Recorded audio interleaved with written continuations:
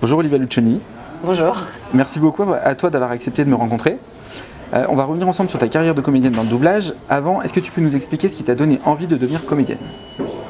C'est un petit peu compliqué parce que je suis une enfant de la balle.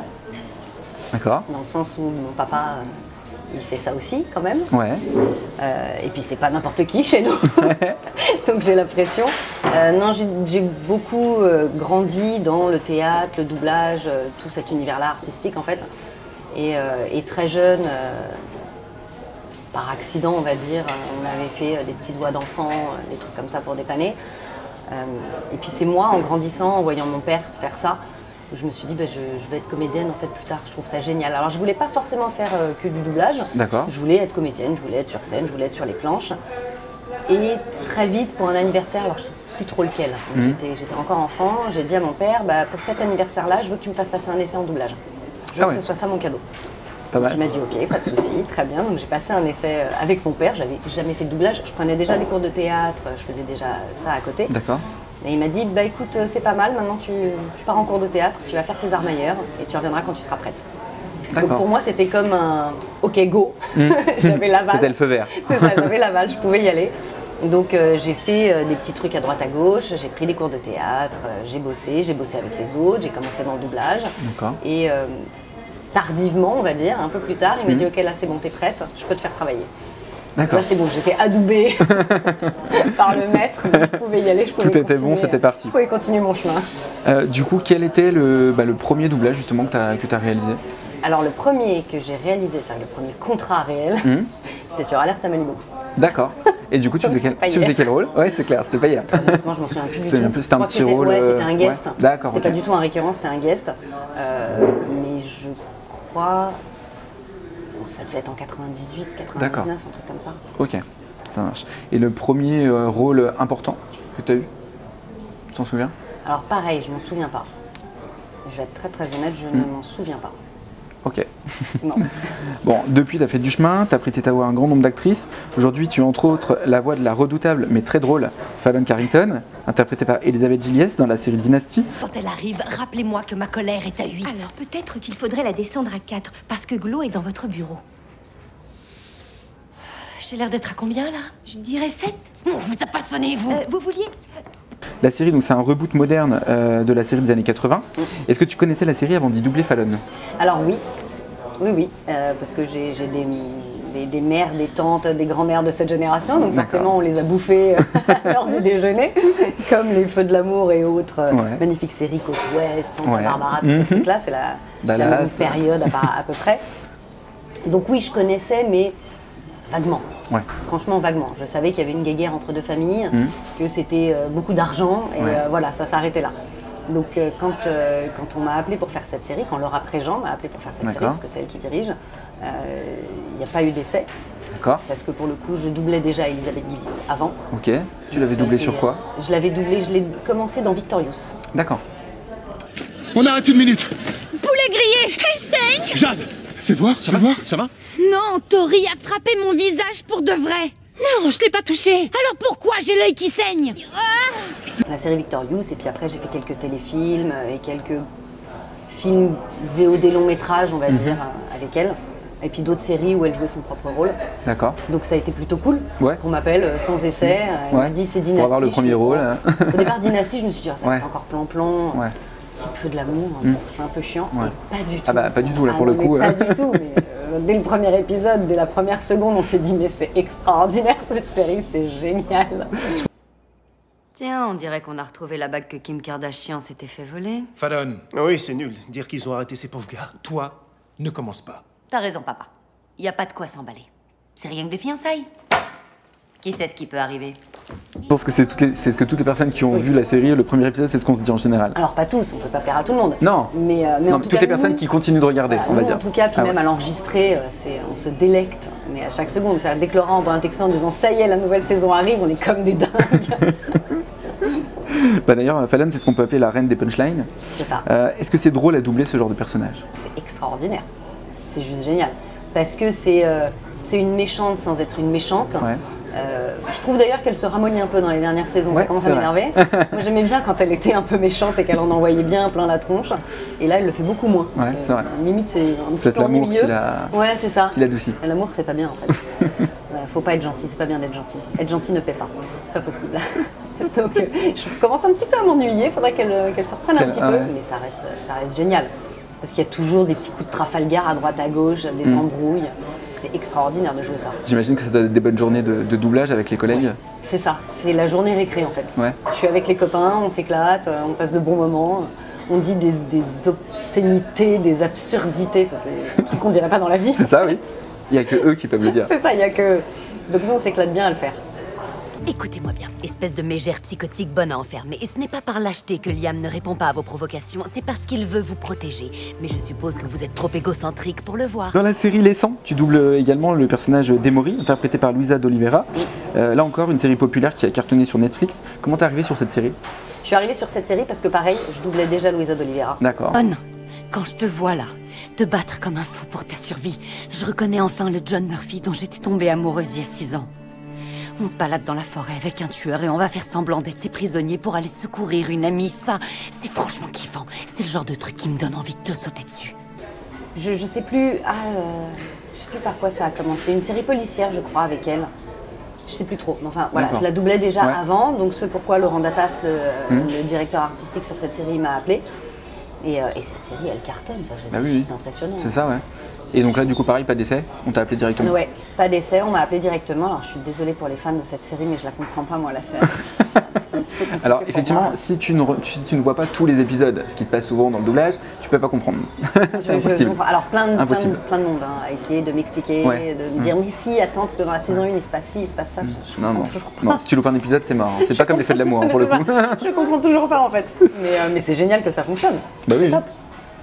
Tu doubles également Emily Hampshire dans le rôle de Jennifer dans la série 12 Monkeys, Zoe Kravitz dans la série Big Little Lies, Floriana Lima dans Supergirl, ou encore Kate Mara dans la série House of Cards dans le rôle de Zoe Barnes.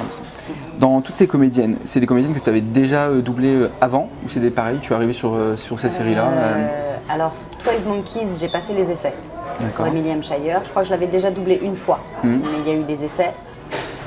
Youpi, j'ai été prise et j'étais très contente parce que la série était très compliquée. C'est un personnage vraiment compliqué à faire, donc c'était génial de travailler là-dessus. D'accord. Supergirl, non, je l'avais déjà fait. Donc Floriana Lima. Voilà, c'est ça. Je confondais avec Luisa d'Oliveira. Je l'avais déjà doublé, donc il n'y a pas eu d'essai sur Supergirl.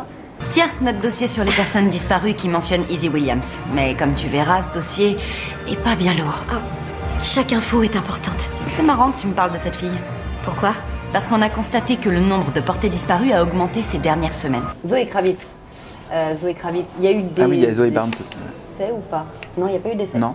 Ok. Il n'y a pas eu d'essai. Alors, pour une simple et bonne raison, c'est que c'était pas un des premiers rôles. Et généralement, quand c'est pas dans les premiers rôles, il n'y a pas vraiment d'essai. C'est au choix du DA. Et c'est donc là où aussi son travail artistique entre ce qui est normal. Et Dieu merci Céline Ronté, merci beaucoup à toi, parce que c'était très très sympathique.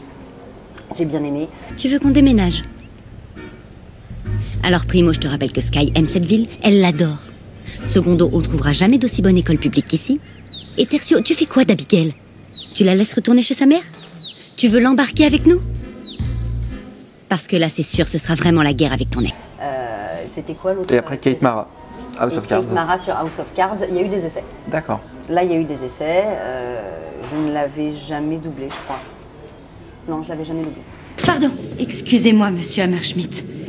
Zoé. Barnes. Ah oui. Il lui a fallu 1 an pour se rappeler ton nom? Plus que ça. Bonjour, Lucas.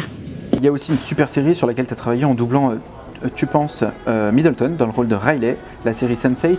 Une série vraiment à part. Alors là, pour le coup, quel souvenir tu gardes de cette série et de ton doublage? Un merveilleux souvenir. J'adore cet univers, déjà. Moi, je suis télévore. D'accord. Et je ne regarde que des VF. Okay. Je suis désolée pour mes camarades qui ont l'impression de faire des heures sup et je les comprends, mais moi pas du tout. Moi, à partir du moment où c'est bien doublé, où c'est bien fait, je suis dedans et je me dis pas tiens qui a dirigé, tiens qui l'a doublé, je m'en fous. Et j'aime cet univers un peu science-fiction, un peu psychologique, parce que c'est beaucoup ça quand même dans Sense8. Il n'y a pas eu d'essai non plus D'accord. pour cette série.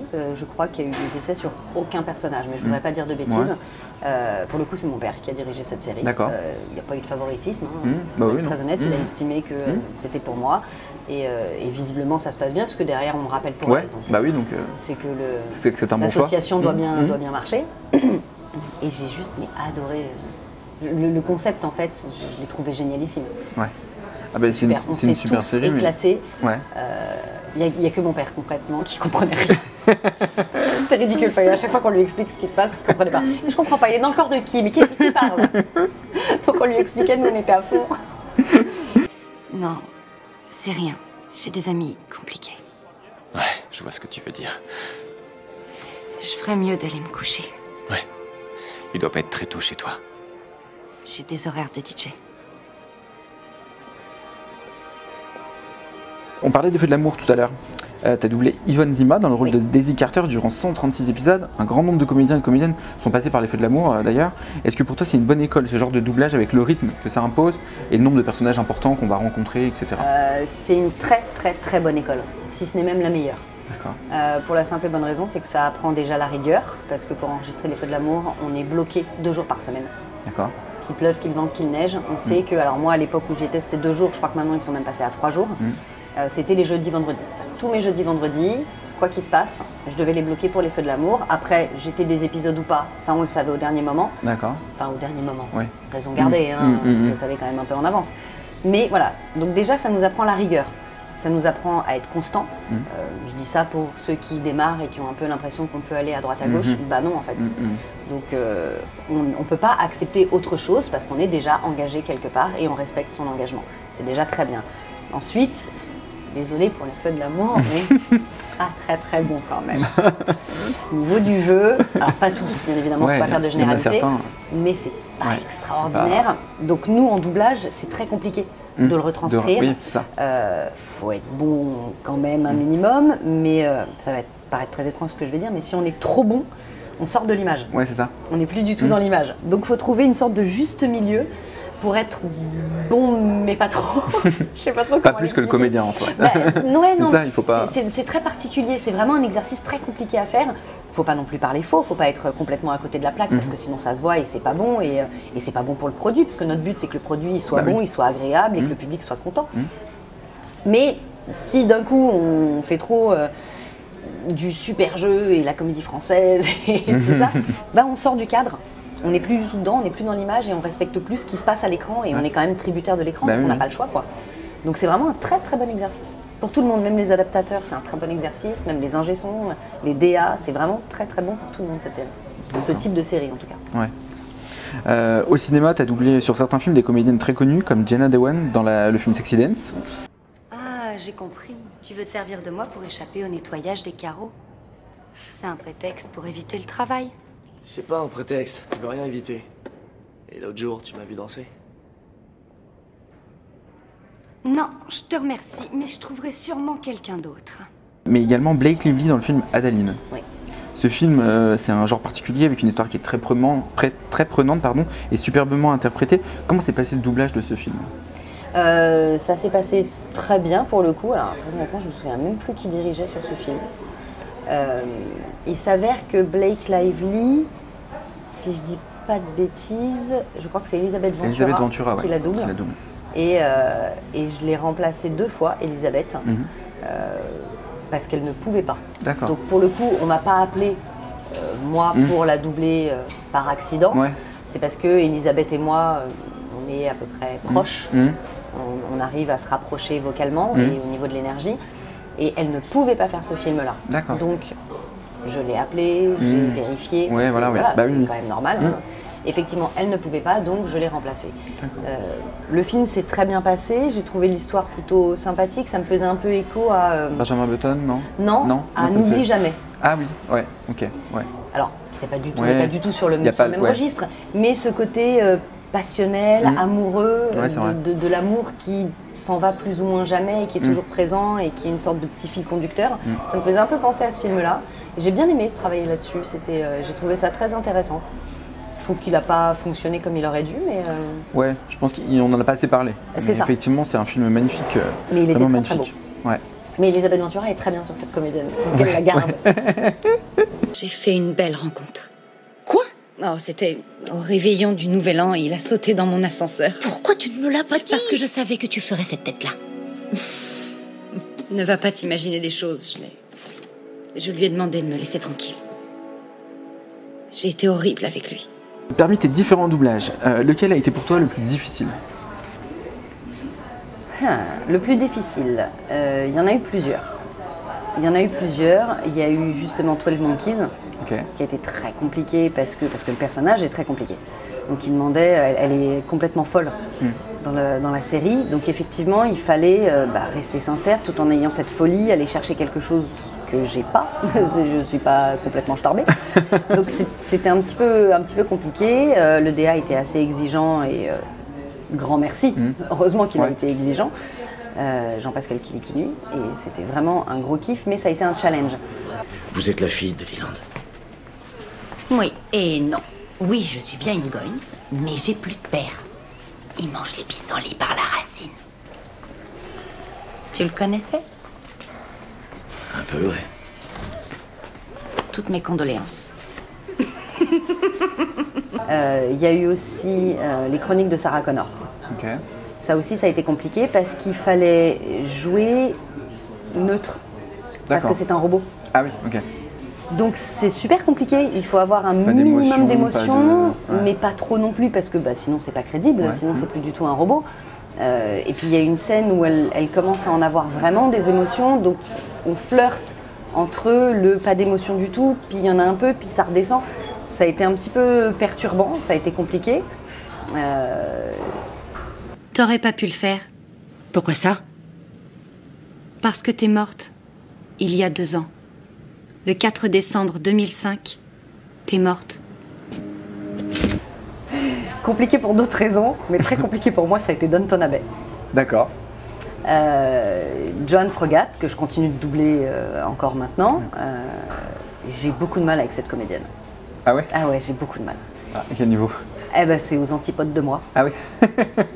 On est juste aux antipodes. Et je me souviens toujours, quand je suis arrivée sur Downton Abbey, il n'y a pas eu d'essai pour ce personnage.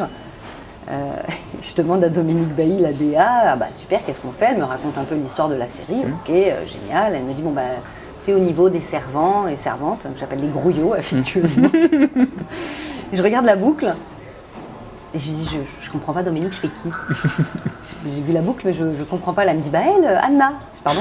Comment ça, genre, la dame là qui s'excuse de vivre, qui limite va pleurer toutes les 2 secondes. Enfin, qu'est-ce que c'est que ça? C'est pas moi du tout. Je dis, mais non, tu vas être très bien, je te jure. Non, ça va être compliqué, quoi. Et effectivement, ça me demande à chaque fois un effort. Alors, bien évidemment, on est comédien, bien évidemment, on joue des rôles. Mais c'est plus facile quand c'est dans notre énergie, quand c'est dans notre tempérament. Et là, on est à milieu de mon énergie et de mon tempérament. Donc à chaque fois, c'est allez, on y va. Et dès que je fais des trucs avec elle, elle fait toujours des trucs où elle pleure, où elle est martyrisée, où elle est pas heureuse, où il y a des problèmes dans sa vie. Je me dis, mais c'est pas possible, quoi, j'en peux plus de chialer avec elle. À chaque fois, il faut que je chiale, c'est dramatique. Rien du tout. Sauf que...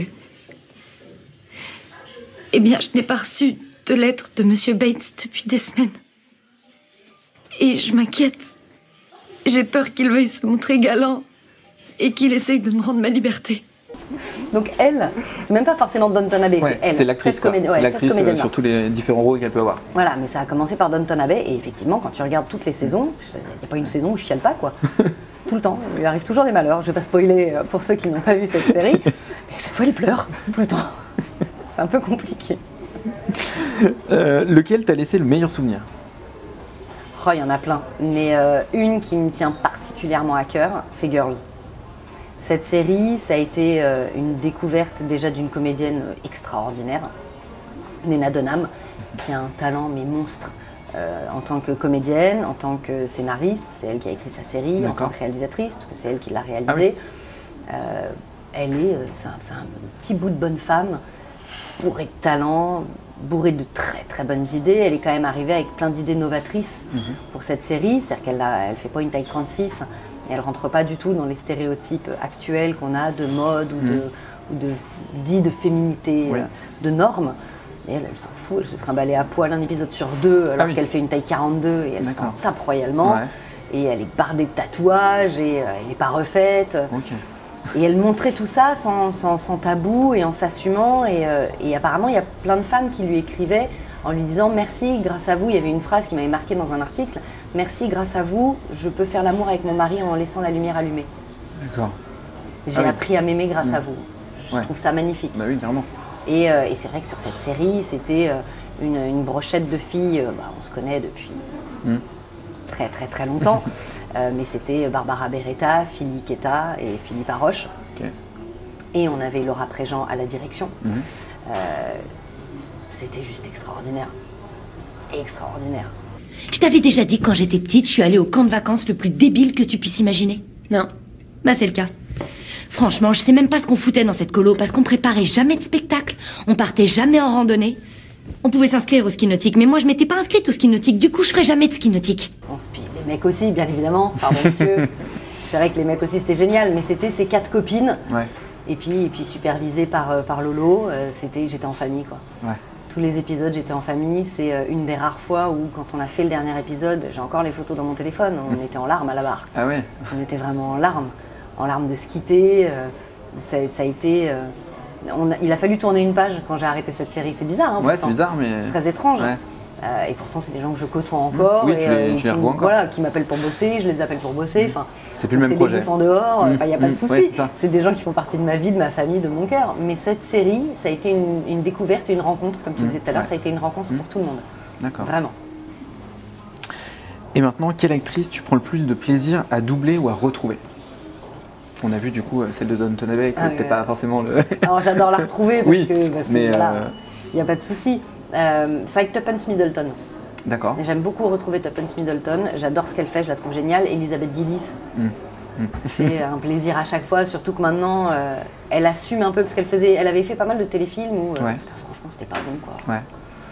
C'était un peu plan-plan, un peu pas drôle. Là, je pense qu'elle a trouvé enfin sa branche. Ouais, elle a trouvé son truc. Ouais, elle a trouvé son truc, elle le fait très bien. Bah, oui. Et c'est vraiment un kiff de la doubler. Donc elle, c'est plutôt cool. Et Zoé Kravitz, les quelques fois où je l'ai retrouvée, j'ai bien aimé aussi.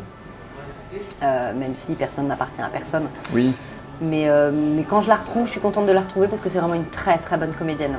Et j'étais contente de la faire dans Les Animaux Fantastiques. Ouais. Parce qu'en plus j'adore l'univers d'Harry Potter. Donc c'était pour moi génial de faire Harry Potter entre guillemets. Oui, voilà. Donc c'était génial de la retrouver elle. Et en plus dans un Harry Potter, j'étais comme une dingue, j'étais une enfant quoi. J'étais trop contente. Bah écoute, merci beaucoup Olivia. Bah, merci à toi. Je suis très heureux d'avoir pu te rencontrer pour revenir avec toi sur ta carrière dans le doublage. Comment Fallon Carrington terminerait cette interview ? Alors je suis pas sûre qu'elle la terminerait, très honnêtement, parce que Fallon Carrington, elle aime bien que tout soit sur elle, autour d'elle. Elle la terminerait pas, elle se lèverait, elle partirait directement, en disant non mais j'ai autre chose à faire, vous êtes gentil, moi je suis quand même une Carrington. N'abusons pas des bonnes choses, c'est à la rigueur même vous qui partez, et moi je reste ici puisque cet hôtel est à moi. Merci.